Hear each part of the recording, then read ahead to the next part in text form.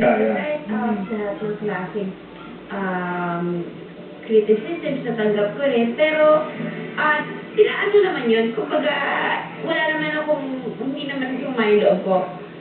Naging ano siya sa akin, naging aral siya, naging way yun para hindi ako mawala ng pag-asa. And now, ngayon lang ako nangyari sa akin bilang artista yung lahat ng tao umaya sa trabaho ginawa ko. Naging enjoy sila sa movie kung paano ako nag-enjoy na ginawa yung pelikula. And at the same time, parang lahat sila, isa yung sinasabi na maganda yung movie, masaya, maganda yung trabaho ng lahat ng tao nandun. Ang sarap isipin na sa 20 years na pagtatrabaho sa show business, kahit paano may narating na pala yung paghihirap. Yeah, maganda yan, ha? Sige, tuloy mo.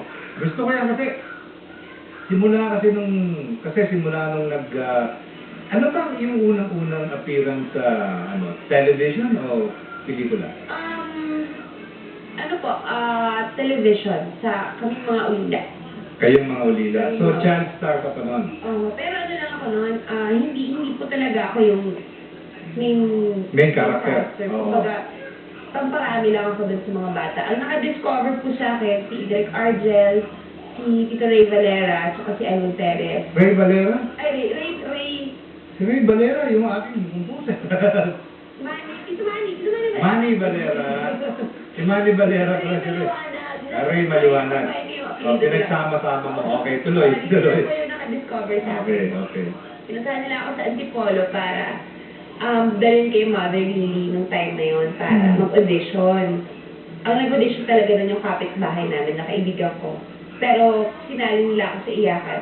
Sinama na lang nila ako sa promotion ng buong TV series nila. So sinali na po nila ako dun. Anong year ito? 1985 po siguro, 87. Mga ganun. 85.